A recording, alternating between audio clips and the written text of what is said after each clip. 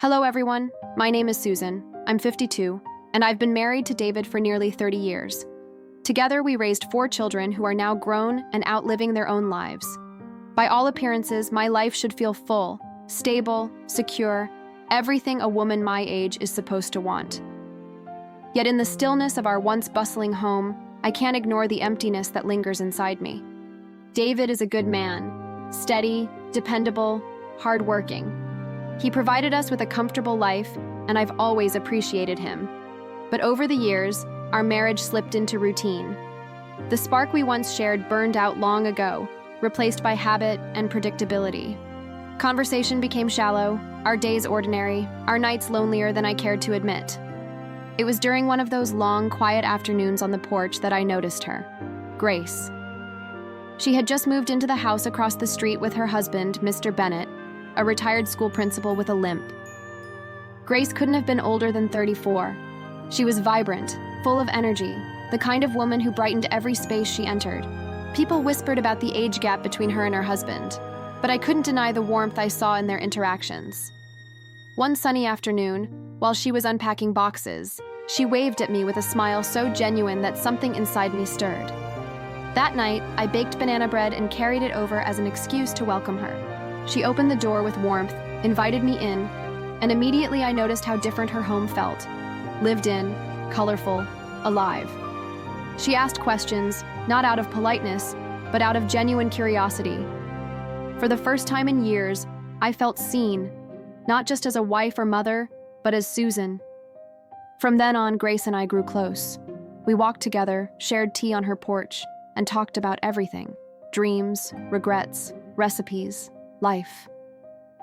Around her, I rediscovered pieces of myself I thought I'd lost, but I also sensed a heaviness in her, a sadness she tried to cover with laughter. One evening, as the sun dipped low, she admitted the truth. She didn't love Edward. She had married him for financial security, believing money would erase the hardships of her past. But it hadn't. Worse, he wanted children, something she never desired. Every time she found herself pregnant, she secretly ended it.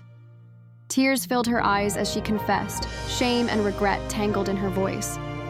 I didn't judge her. Instead, I held her hand and told her she wasn't alone. Her honesty made me question my own life.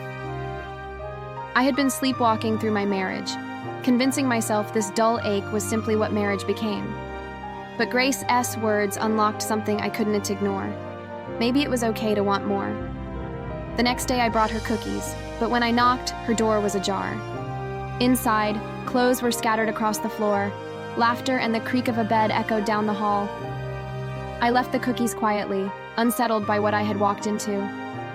That night, desperate for closeness, I reached for David, but he brushed me off with a laugh, treating my attempt at intimacy as a joke.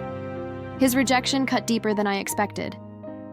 The following afternoon, Grace appeared at my door, holding the empty cookie container. She apologized for the scene at her house and admitted she hadn't enjoyed what I'd overheard. That intimacy with her husband was rough, transactional, something she endured to keep him content. "At least he still desires you," I said through tears. "My husband doesn't even see me anymore." Grace pulled me into her arms, whispering words of comfort. Her touch lingered, her gaze softened, and for the first time, something unspoken sparked between us. Not long after, our husbands planned a weekend trip for the 4 of us. At the resort, the men disappeared into their own world of sports and drinks, leaving Grace and me alone.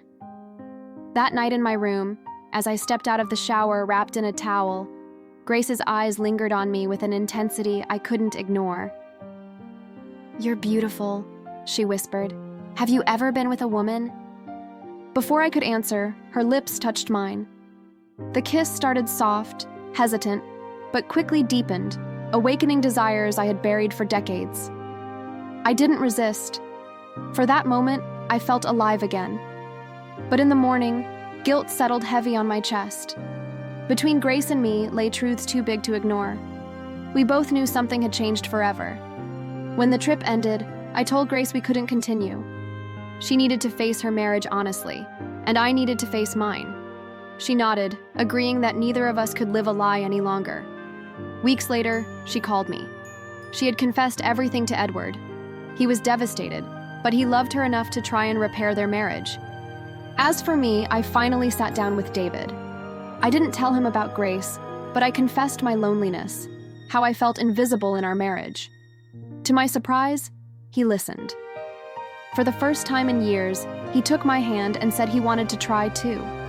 We started counseling, not with illusions of fixing everything overnight, but with the hope of rediscovering each other. It wasn't simple, it wasn't painless, but it was a step towards something real.